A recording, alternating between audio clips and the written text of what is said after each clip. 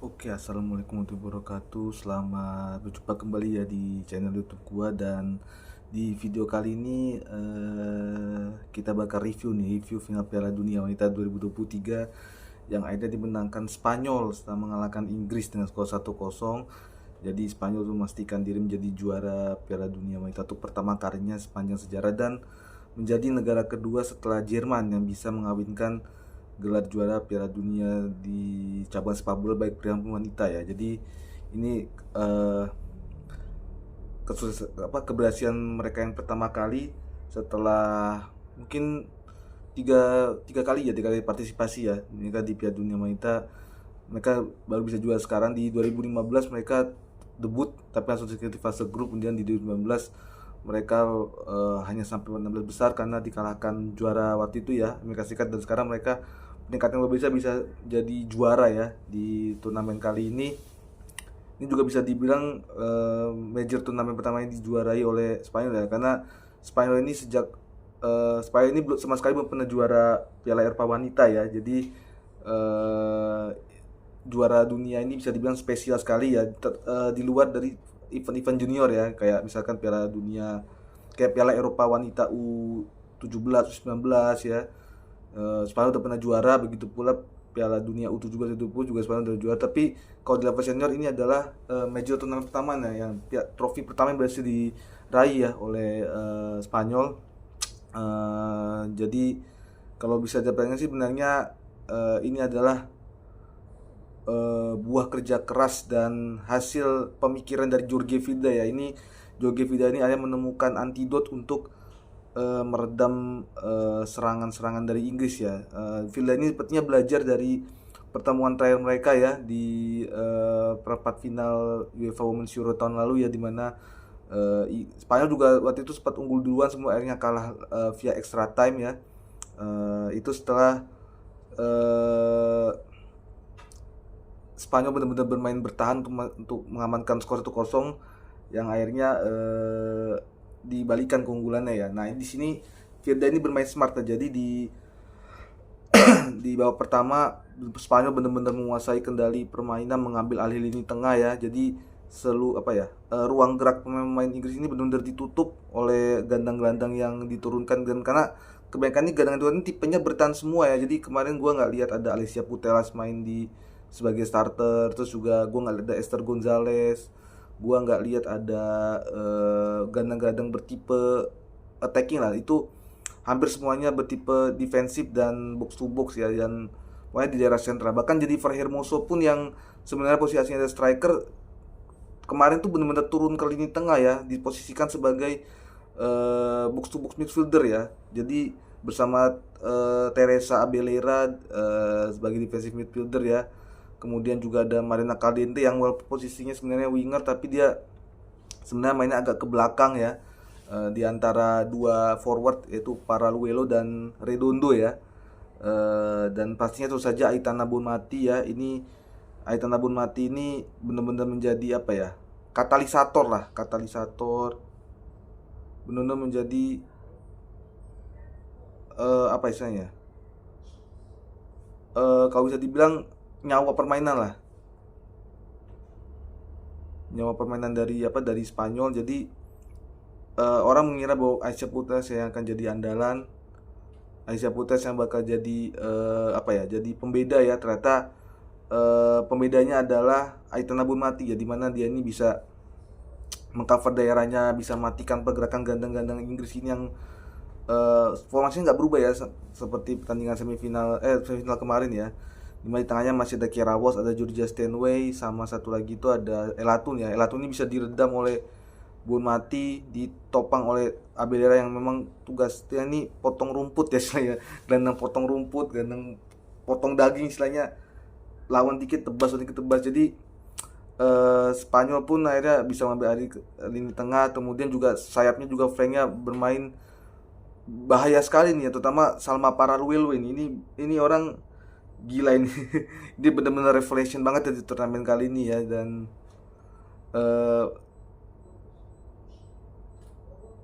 Paraluelo ini juga apa ya, usianya sih bahkan belum 20 tahun ya. Paraluelo ini belum 20 tahun tapi dia sudah juara 3 Piala Dunia ya di level berbeda ya. U17 dia juara tahun 2018, terus U20 juara tahun lalu. Sekarang dia juara senior. Emang wajar ya kalau misalkan Paraluelo-nya dianugerahi Best Young Player di turnamen kali ini. Emang walaupun dia nggak selalu main sebagai starter, walaupun dia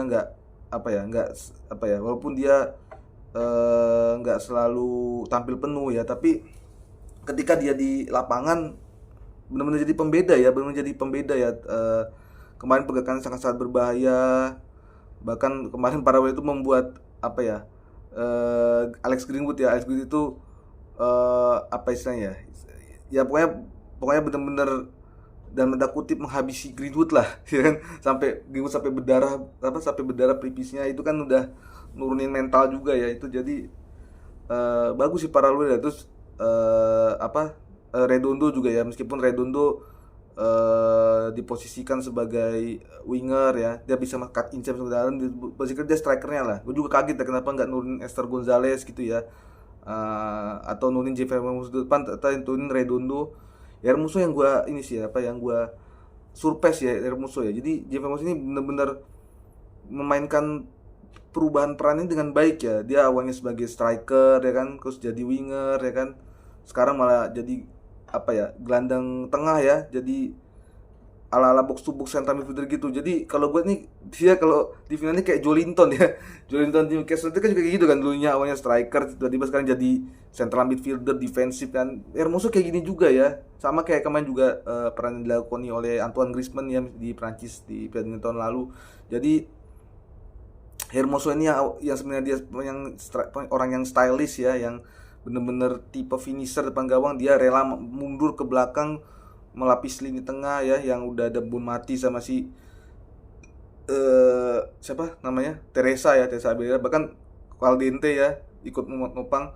Jadi ketutup nih semua nih kan. Jadi bahkan flank-flanknya Inggris pun yang biasanya tampil berbahaya juga nggak kelihatan di sini ya. Raul Renhem cuma punya satu peluang, yaitu pun membentur mistar gawang, itu benar apes ya. Terus Lauren James yang masuk dari sebagai pemain pengganti juga hanya punya satu peluang on target, yaitu pun bisa ditepis kiper Spanyol lah, Catacol. Dan Catacol ini gue cukup surprise ya. Maksudnya awalnya kan nggak dia menjadi kiper utama kan. Kiper utamanya kan sebenarnya ada Misa Rodriguez, cuman karena Misa dibobol 4 kali lawan Jepang kan, akhirnya Catacol yang turun sejak babak 16 besar ya. Memang kebobolan 3 gol emang, tapi di final ini dia main cukup baik ya, bisa clean sheet, bahkan beberapa peluang juga berhasil dimentahkan oleh dia ya. Jadi sebenarnya padahal orang ini Catacol ini tuh juga bukan kiper utama di Barcelona ya. Kan Barcelona nih, kipernya kan masih Andra Panos ya. Cuman dia entah kenapa tiba-tiba bisa jadi kiper utama dan bisa jadi satu orang penting ya. Ini gua rasa kalau begini sih Catacol gak lama lagi bakal geser Sandra Panos bener-bener sih ya. Gak lama lagi ya untuk jadi kiper utama Barcelona juga ya. Jadi ini penampilan potensial dari Catacol tuh juga. Back-backnya juga ya, kayak si Laya Kodina, kayak si Irene Paredes. Ini duet yang luar biasa ya, sampai menggeser kedudukan Ivana Andres yang hanya ditaruh di bangku cadangan ya. Kemudian di flanknya, nah ini di back sayapnya juga Ona Batley itu bermain brilian sekali. Bener-bener balance lah di antara defending sama attackingnya ya. Jadi bener-bener bisa bisa memainkan dua peran ini dengan baik ya. Nggak maju mundur itu nggak ada capeknya ya, nggak ada capeknya. Dan yang paling krusial sih ya Olga Carmona sih ya, yang mencetak satu-satunya gol yang membuat Spanyol juara. Pas semifinal kemarin juga udah cetak gol penentu kemenangan yang akhirnya meloloskan Spanyol ke final. Sekarang dia menjadi pencetak gol tunggal penentu kemenangan Spanyol di final ya. Ini gue salut sih dengan Olga Carmona ya. 2 golnya ini baru dia cetak di Piala Dunia Wanita. Ini 2 gol dalam capsnya paling berat timnas ya. Sebelumnya dia nggak pernah cetak gol sama sekali. 2 golnya ini yang baru dia cetak ini yang benar-benar mengangkat Spanyol ke podium ya, juara ya. Tapi emang kita kemarin dengar ada berita juga kan kemarin kan bahwa ayahnya Olga Carmona itu ternyata meninggal dunia, dan itu baru diumumkan setelah pertandingan final berakhir ya.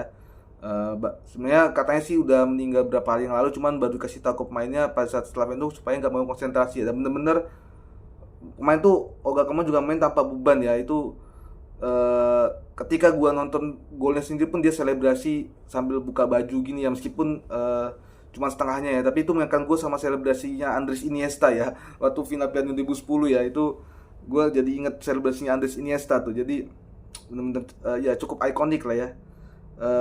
Apalagi yang gue bahas ya, ya Spanyol overall belajar dari kesalahan ya. Waktu pertemuan Thailand Inggris mereka bermain sangat bagus, menguasai ini tengah, terus pertahanannya juga solid, flanknya cepet-cepet semua, bahaya semua.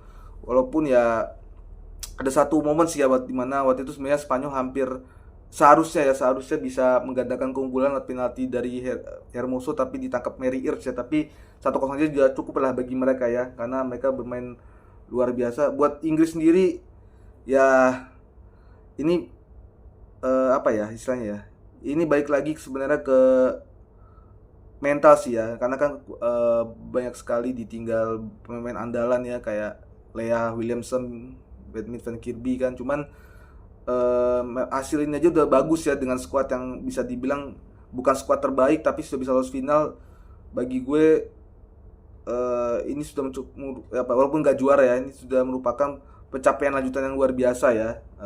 Kalau misalkan Inggris bisa mempertahankan level performa seperti yang ditunjukkan di turnamen kali ini ya, di badminton wanita, bahkan di Euro kemarin, gue melihat Inggris bakal juara 4 tahun lagi sih kalau kayak begini sih. Ya terlepas dari pelatihnya, mungkin Sarina Wiegman atau nanti orang lain lagi lah ya, tapi mereka ini udah punya mental yang mental yang kuat ya. Terus mereka ini juga udah punya chemistry yang pas ya, dan mereka udah punya pengalaman banyak lah. Dan kalau misalkan squad yang ada sekarang di pertandingan kan masih mereka muda-muda nih pemainnya kan, kayak Georgia Stanway, Ella Toon, Alicia Russo ya kan. Itu umurnya Lauren Ham ya, pokoknya yang paling tua sih kalau di squad sekarang ya Mary Earps ya, yang sering main ya. Itu umurnya ber-30. Ini gue rasa sih masa depan Inggris cerah ya. Terlepas dari pengganti pelatihnya, Spanyol juga masa depannya cerah sih, karena kebanyakan ini diisi pemain muda ya. Bahkan pemain kan kayak Mapi Leon, Patrick Guijo, udah pindah nih. Gue yakin kalau misalkan mereka nonton nih kayaknya nyesel deh kenapa mereka nggak gabung gitu loh, nggak gabung ikut masakan menjadi juara Piala Dunia gitu. Tapi ya itu pilihan mereka ya. Cuman kredit ya buat pelatih Jorge Vilda dan Sarina Wiegman, ini benar-benar perang taktik, perang strategi. Akhirnya dimenangkan oleh Vilda, biasa membahaskan dendamnya. Dan gua rasa kalau misalkan nanti ada penghargaan UEFA Women's Coach of the Year atau FIFA Women's Coach of the Year, pokoknya apapun penghargaan pelatih terbaik wanita tahun ini, itu pasti ke Jorge Vilda. Yakin gua. Itu udah prestasi tertinggi lah juara Piala Dunia ya. Jonathan Giraldes ya mungkin runner up ya, karena juara Liga Champion. Sarina mungkin masih bisa masuk nominasi, tapi ya mungkin di peringkat 3 lah ya. Cuman bagi gue Jorge Vilda ini adalah bintang sebenarnya ya dari timnas Spanyol ini ya, karena Jorge Vilda ini bener-bener dulu itu banyak sekali dimusuhi oleh pemainnya sendiri. Bahkan kayak Bonmati dan kawan-kawan juga kan sempat menolak bermain ya, karena merasa berada di lingkungan yang toksik ya kalau sama Jorge Vilda. Akhirnya mereka bisa bermaaf-maafan, akhirnya beberapa pemain bisa gabung lagi dan mereka kembali komit ya, main demi negara juga demi pelatihnya ya. Jadi Jorge Vilda ini meskipun banyak dihujat oleh netizen, terus juga banyak dicibir oleh pemainnya sendiri, tapi dia tetap bersikukuh, punya filosofi yang dia pegang sendiri, sampai akhirnya ya seperti sekarang lah ya, membuahkan hasil ya. Jadi kalau misalkan ada netizen yang masih bilang Jorge Vilda pecah ya, lu silakan menilai ya. Kalau gua rasa sih Jorge Vilda bakal dikasih kontrak jangka panjang ya, mungkin sampai 10 tahun lagi lah. Kecuali misalkan mungkin dia punya tawaran melatih timnas pria gitu, atau klub pria gitu kan, cuman nggak tahu lah ya. Dan untuk Sarina Wiegman, terlepas dari hasil yang sekarang, gua rasa sih Sarina Wiegman jangan dipecat ya, karena lolos final Piala Dunia Wanita pun juga pertama kalinya ya untuk Inggris, dan ini juga sudah merupakan satu peningkatan prestasi ya, dimana 4 tahun lalu kan di edisi sebelumnya cuma sampai peringkat 4 kan kalah sama Swedia. Ini 8 tahun lalu juga cuma sampai peringkat 3. Ini udah runner up nih, di level Piala Dunia progresnya menanjak terus ya. Dan gue yakin sih kalau misalkan Sarina Wiegman ini masih kasih kesempatan sampai ini minimal sampai kontraknya berakhir 2025, gua rasa bisa mempertahankan gelar juara UEFA Women's Euro lagi ya. Gua rasa ya. Dan kalau misalkan mungkin dia jadi diperpanjang atau siapapun pelatih nanti ya, kalau misalkan Sarina mungkin gak memperpanjang atau siapapun nanti pelatihnya, gua rasa Inggris punya kesempatan untuk juara Piala Dunia wanita di 2027 ya. Dengan skuad yang ada sekarang, dengan basis fondasi yang ada sekarang, core yang ada sekarang, gue optimis sih Inggris bisa juara ya di Piala Dunia wanita. Dan untuk Spanyol, setelah juara Piala Dunia wanita 2003 ini, pasti fokus selanjutnya adalah bagaimana caranya supaya juara Piala Eropa wanita Women's Euro 2025. Itu fokus yang paling utama sekarang ya. Karena kalau misalkan udah juara Euro, udah juara World Cup, lengkap sudah ya. Lengkap sudah. Sama ini baru Jerman doang nih yang bisa juara Women's Euro dan Women's World Cup ya. Negara-negara lain tuh belum ada ya.